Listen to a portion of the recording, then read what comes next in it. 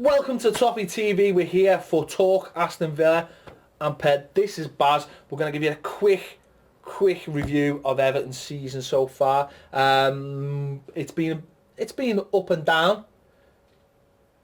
Won a few, lost a few, drawn a few. That's the best way to describe it. We all thought it was going to be a very tough season, didn't we, Baz? Because, quite frankly, we were crap last season.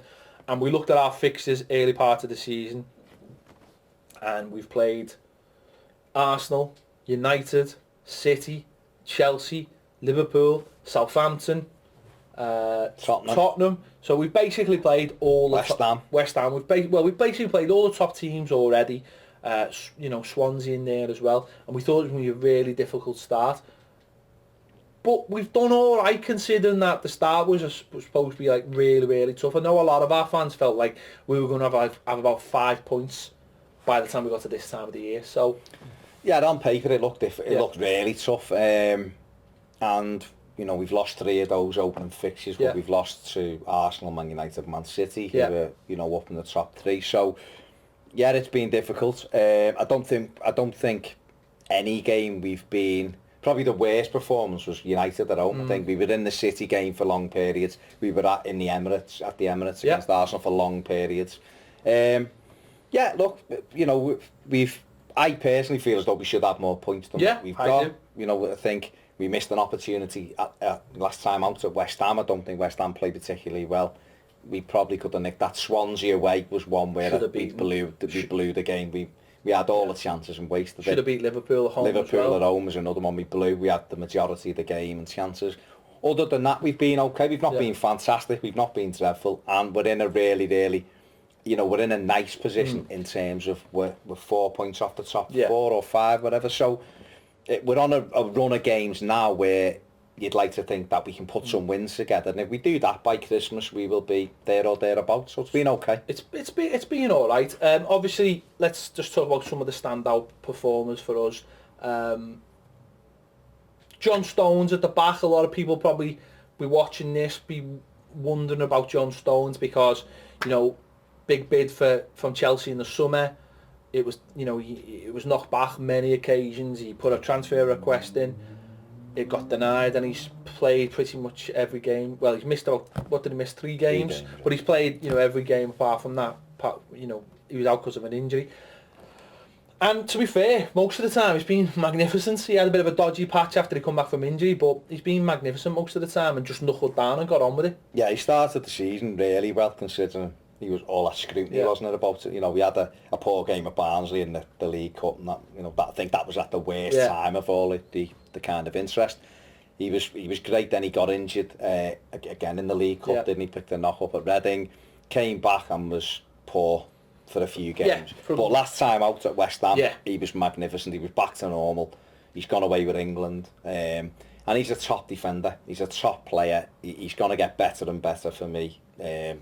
Great that we've still got him, but in Gerard Piqué's World 11. Unbelievable. I think Piqué's basically just tipping the wing to Barca to go. I want to play. I think we've said here we never wanted him to go to Chelsea, but because we all felt like give it 12 months, the likes of Barcelona and Real Madrid would come calling, and what you do when the likes of they come calling, you just hope they give you a big fat load of money and just fat wedge, give you the they might know what a fat wedge is. Well, you say to Americans, so why don't Villa fans? You just hope that you get a nice bit of money and maybe a buyback clause or something in there. I think for me, I don't want to go to Chelsea anyway. No, anyone but Chelsea from the way they behaved in the summer. But he's a player who, for people still look and go, oh well, he hasn't done this or he hasn't done that. But just looking at him from what we've seen, and we've seen him for a good few years now, he's a player that could probably walk into any Premier League side. So one of those. Absolutely class player, and he will end up at one of those top teams. And I hope he's brave enough that if he does go to a top team, that it is somewhere like Barcelona. Oh yeah, I really hope he is. I think the other thing, it'd be fantastic for English football to have a young English defender playing at a top European club. I think it'd be amazing. We don't want to sell him, but you've got to be realistic. And one of those teams. He's gonna look, unless we get massive investment, he's gonna leave one day, isn't he? So That would be it. I think other standout performance so far this season. I think Lukaku, goal-wise, I think if you give him chances, he will score you lots of goals. I think he's playing better than he did last season. I think his hold-up play's it's still not what it should be, but give him chances, he'll score goals. This season we've played more in a way that suits him. In some games we haven't, but when we play the way we suit him. I mean, look at you only have to look last time out. The goal at West Ham, the pass by Deulofeu was magnificent. In the last two games, Gerard Deulofeu has linked up with them brilliantly. We're starting to see the best of Gerard Deulofeu now, and he puts the ball where he wants it, in front of him, so he can run onto him, and that's his strength. That's his strength, and when he does it, he's flying. 9 times out of 10 he puts in the net. So when he goes back to goal, he's not the same player. He's not a hold-up player, even though the size of him. And Villa have Benteke. He's not nowhere near this. No, neither of them. And both of them are the sort of same size, same shape, but they're completely different players. So Lukaku's been when he's on it, he's on it. When he's not, he still gets criticised and still tends to score anyway. So I think if you give him chances, he'll score goals, and if you give him the right kind of chance. Anyone else stood out for you? I think a former Aston Villa player, Gareth Barry. I think last season, age and everything was just basically a volume of games he had to play caught up with him, and he didn't have the best of season. He had an injury, it took a while to get over. But he's come back this season, in a season when probably he mightn't have expected to play so many games. He's come back and he's been fantastic so far this season. Well, I think that one of the reasons he has played so many games is because Tom Cleverley got injured again as at Aston Villa last season, and Tom Cleverley was doing brilliantly. Really well. He was on the left hand side of a 3 in midfield, and he was doing really, really well till he got injured at Spurs. The fans sort of took to him straight away because he just went into the team straight away. So he's a player we've missed, but he's done really well as well. Anyone that you would say a bogey so far this season? Someone who's been less than impressive in the Everton team? Tim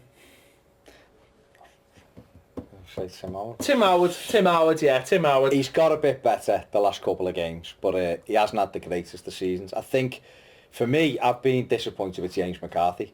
I've got to say it, I have. I think I've got my bar for James McCarthy is so much higher than what he's been doing so far this season. I thought second half against Sunderland he was magnificent. He got back to doing what he does well. Just not been enough occasions, but he's a vital part of Everton's midfield. But just think, if you're looking at players who have possibly underperformed, I think Seamus Coleman's another one hasn't done what we expect the Seamus Coleman to do. But we go forward from here, don't we? And Kone's done well as well. Another one we've got to give a little mention to. And Ross Barkley has been a little bit more consistent. Barkley's been getting more consistent. Definitely. Seeing more performances, and I think overall the team's been better this season than obviously it was last season, but still not at the heights they were the season before, first season of Roberto Martinez. All the players are there, just don't seem to fit them in the right order.